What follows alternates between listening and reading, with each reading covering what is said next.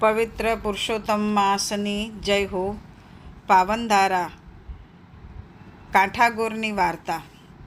ભગવાન પૂર્ણ પુરુષોત્તમની કૃપાથી અમૃતમય બનેલા અધિક માસનું આગમન થતાં જ સ્ત્રી પુરુષોએ વ્રત લીધા.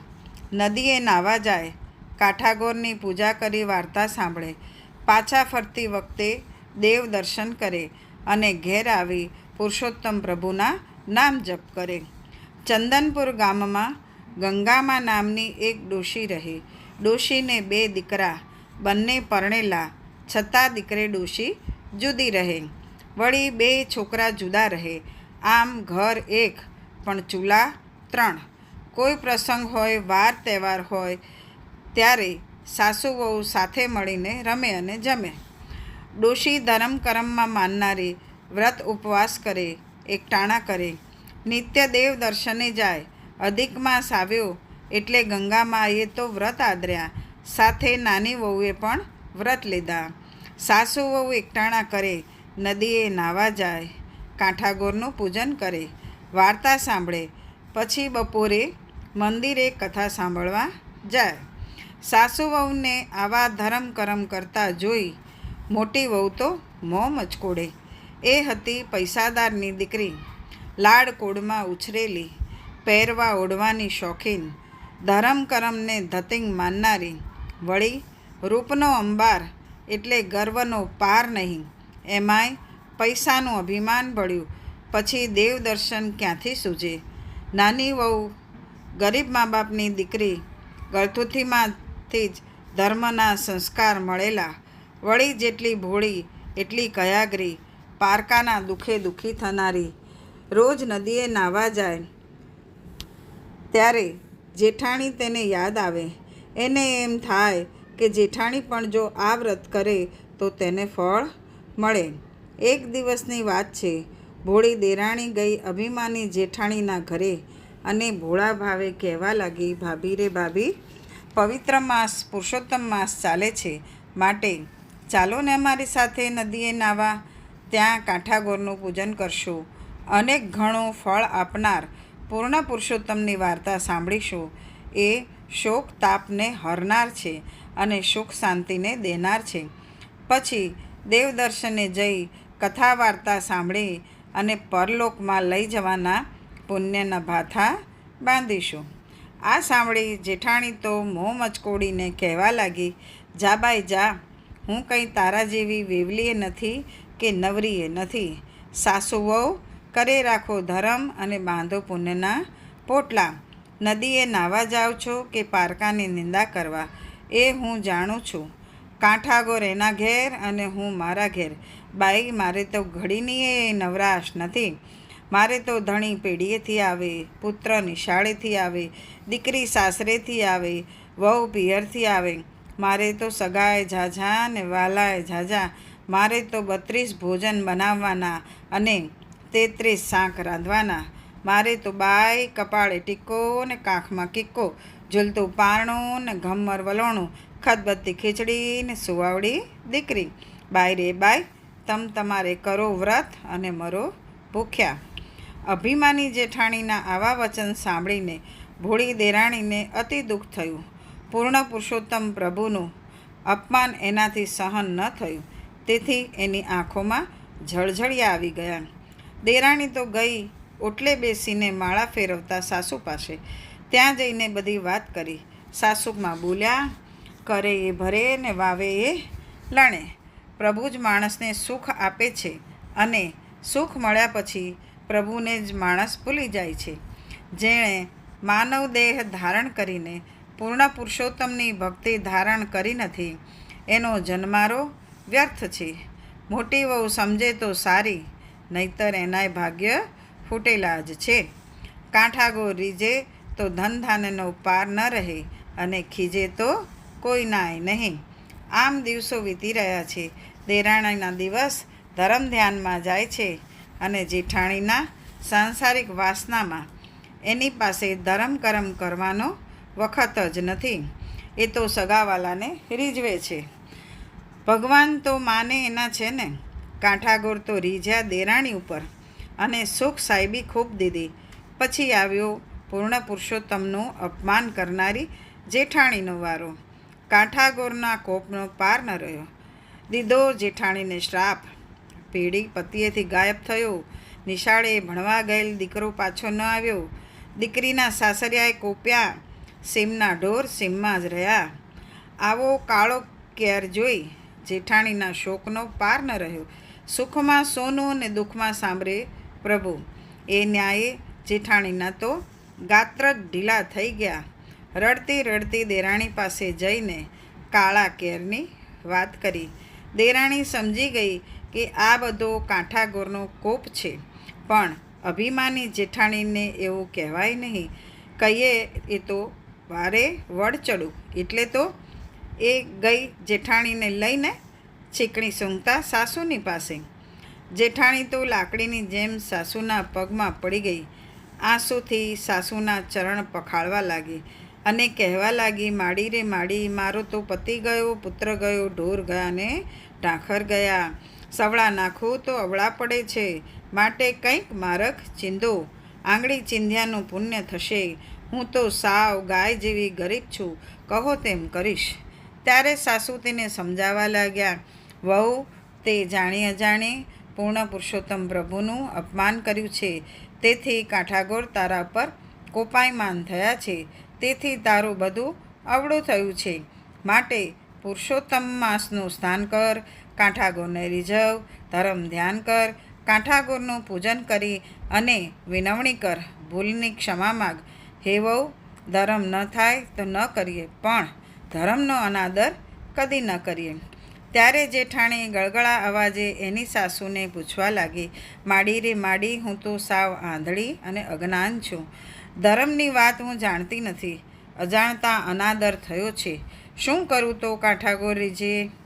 ત્યારે સાસુએ નિવારણ જણાવ્યું, હે વહુ, ખભે લાલ ચૂંદડી લ્યો, જમણા હાથમાં ગાયના દૂધનો કળશ લ્યો, એક થાળ લ્યો, થાળમાં અબીલ ગુલાલ લ્યો, ધૂપ દીપ લ્યો, શ્રીફળ અને સોપારી લ્યો.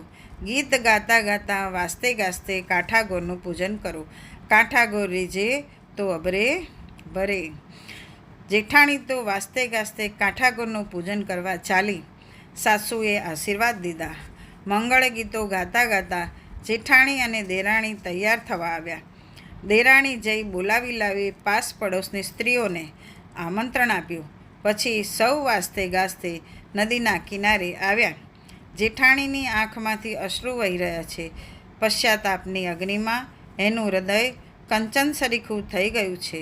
પૂર્ણ પુરુષોત્તમનું ધ્યાન ધરી જેઠાણી ભાવપૂર્વક સ્નાન કર્યું અને પોતાનાથી અજાણપણે થયેલા અપરાધની ક્ષમા માટે અંતઃકરણપૂર્વક આજીજી કરી.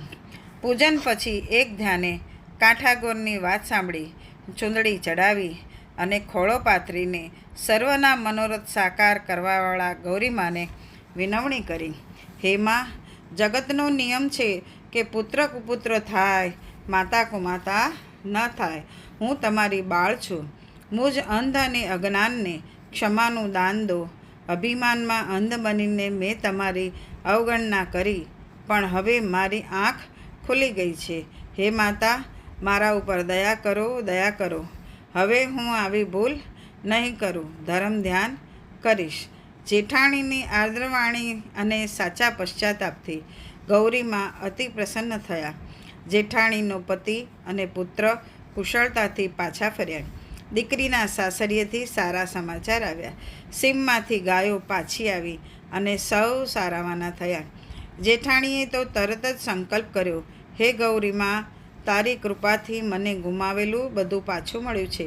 હવે હું પુરુષોત્તમ પ્રભુ જેના અધિષ્ઠાતા છે એવા અધિક માસનું પૂર્ણ શ્રદ્ધાથી વ્રત કરીશ. વ્રતની પૂર્ણાહુતિના સમયે બ્રહ્મ ભોજન કરાવીશ, અન્નદાન વસ્ત્રદાન કરીશ, નિંદા કરીશ નહીં અને અસત્ય આચરીશ નહીં. મારા હું પદનો હું ત્યાગ કરીશ. જેઠાણીના આવા સંકલ્પથી દેરાણીને અપાર આનંદ થયો. મોટી વહુ પણ ધર્મ ધ્યાનમાં વળી, તેથી સાસુને પણ ખૂબ સુખ થયું. એ ઘરમાં સુખ સમૃદ્ધિ છલકાવા લાગી. શ્રી પુરુષોત્તમ ભગવાનને ત્યાં વ્યાસ કર્યો અને થોડા જ સમયમાં એ ઘરની કીર્તિનો સૂર્ય પ્રખર તેજથી પ્રકાશી ઉઠ્યો. જે કોઈ પૂછે કાંઠાગોરને, પાપ તેના જાય, સુખ સમૃદ્ધિ સાતા મળે, પરલોકે મોક્ષ થાય. હે કાંઠાગોર, પશ્ચાતાપથી શુદ્ધ બનેલ જેઠાણીને, તેની દેરાણીને તથા સાસુમાને જેવા ફળ્યા તેવા શ્રદ્ધાથી તમારું વ્રત કરનાર સર્વને ફળજો. બોલો કાંઠાગોર માની જય હો. પૂર્ણ પુરુષોત્તમ ભગવાનનો 11મો અધ્યાય. ઉપાસના અને વરદાનની પ્રાપ્તિ. ગંગા કરતાં પણ સહસ્ત્રગણી પવિત્ર એવી પાવન દેવકથા દેવર્ષિ નારદ એકાગ્ર ચિત્તે સાંભળી રહ્યા હતા. નારાયણ પ્રભુ કહે છે, હે નારદ, અઘોર જંગલમાં એકલી વસતી ઋષિકન્યા મેઘવતીએ 2 હાથ પ્રણામની મુદ્રામાં જોડીને અને જમણા પગના અંગૂઠા ઉપર ધ્યાનાવસ્થામાં ઊભી રહીને ભગવાન શિવજીનું દુષ્કર તપ આદર્યું. રાત દિવસ ભગવાન સદાશિવનું ચિંતન મનન કરવા લાગી અને સૂર્ય ચંદ્રરૂપી આભૂષણોથી શોભતા નંદી અને ભૃંગી જેની સેવા કરી રહ્યા છે, ગળે રૂંઢ માળા ધારણ કરી છે, સર્પોથી વીંટળાયેલા જેની જટામાં ગંગા વહે છે, ભાલે બીજચંદ્ર શોહે છે, એવા મહાદેવજીનું ઉગ્ર તપ મેઘવતીએ આદર્યું.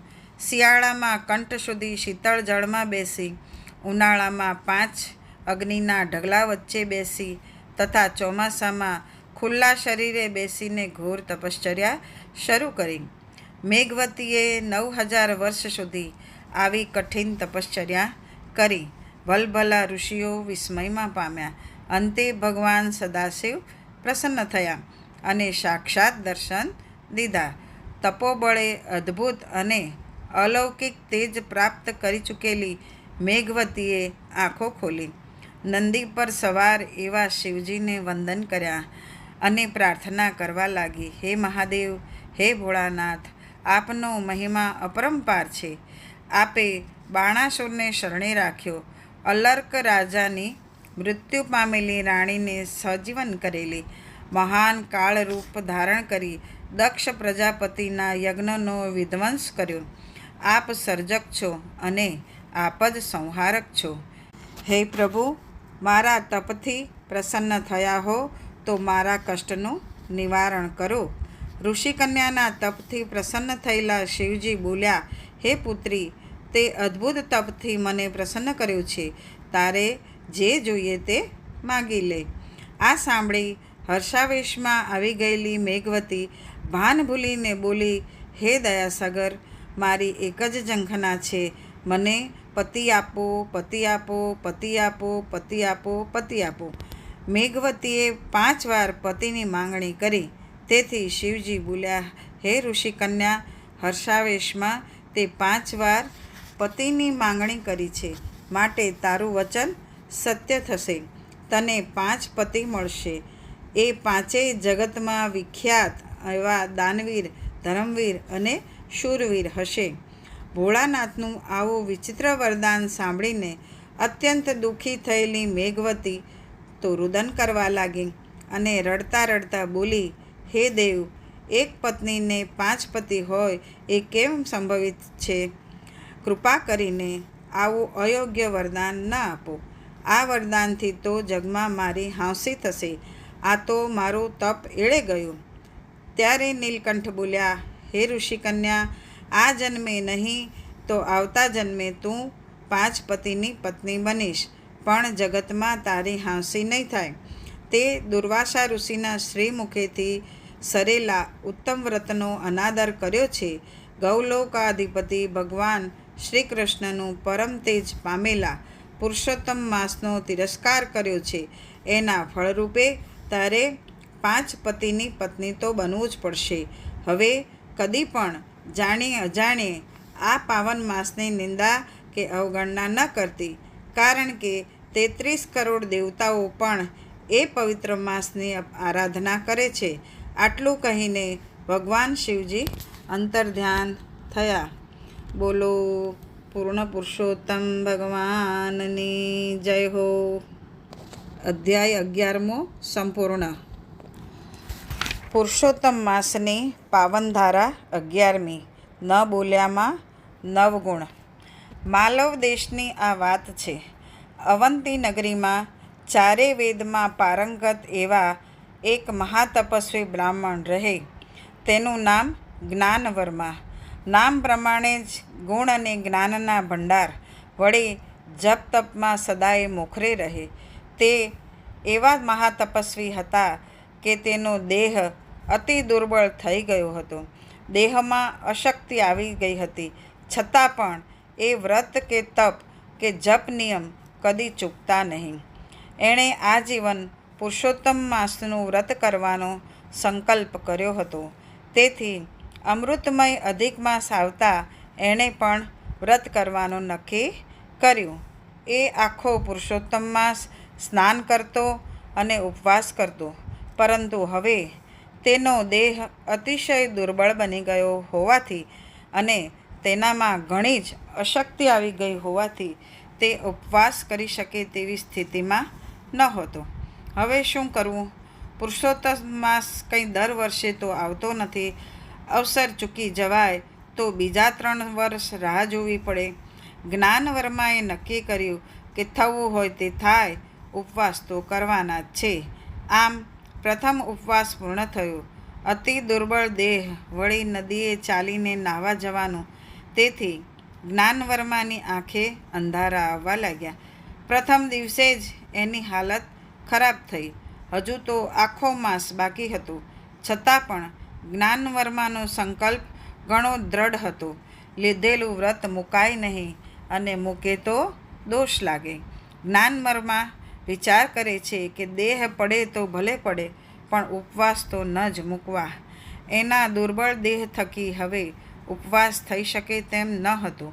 પરંતુ ધર્મ પ્રત્યે તેને અડગ આસ્થા હતી અને તેથી એ ભલે ભાંગી ગયો પણ મન બહુ જ મજબૂત હતું. જ્ઞાનવર્મા તો પથારીમાં પડ્યો ભગવાન પુરુષોત્તમનું રટણ કરી રહ્યો છે.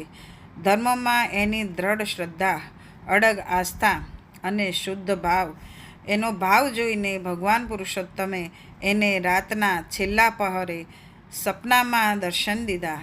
જ્ઞાનવર્માના મસ્તક ઉપર પ્રેમથી હાથ ફેરવીને કહેવા લાગ્યા, હે ભક્ત, તારા દુર્બળ દેહથી શક્ય ન હોવા છતાં તે તારો સંકલ્પ તૂટવા દીધો નથી. એ જોઈને હું ઘણો પ્રસન્ન થયો છું. પરંતુ એક જ દિવસના ઉપવાસે તારી હાલત ખરાબ કરી નાખી છે. તો તું આખો મહિનો કઈ રીતે ટકીશ? તારું વ્રત તૂટશે, તારો સંકલ્પ મિથ્યા થશે, તેથી તને દોષ લાગશે. સંકલ્પ પૂર્ણ થઈ શકે એમ હોય તો જ કરવો. હે વત્સ, દ્રઢ શ્રદ્ધા, તારો દ્રઢ નિર્ધાર અને ધર્મ પ્રત્યેની તારી પ્રેમ ભાવના જોઈ હું તારા ઉપર પ્રસન્ન થયો છું અને તારો સંકલ્પ ન તૂટે, તારો નિયમ ન તૂટે, તારા વ્રતનો ભંગ ન થાય એવો રસ્તો હું તને દેખાડવા માટે આવ્યો છું. હે ભક્ત, મૌનનો મહિમા અપાર છે. પુરુષોત્તમ માસમાં જે મૌન પાળે છે તે ભોજન લે તો પણ તેમાં બાદ નથી. તું મૌન વ્રત ધારણ કર. સૂર્યોદયથી સૂર્યાસ્ત સુધી મૌન રાખવાનું.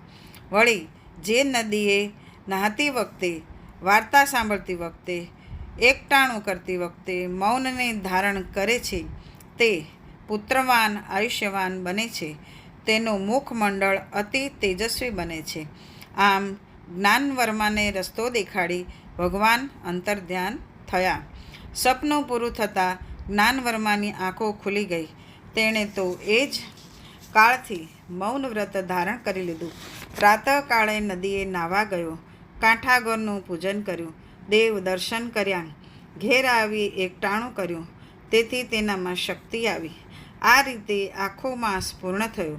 જ્ઞાનવર્માએ મૌન વ્રત ન છોડ્યું.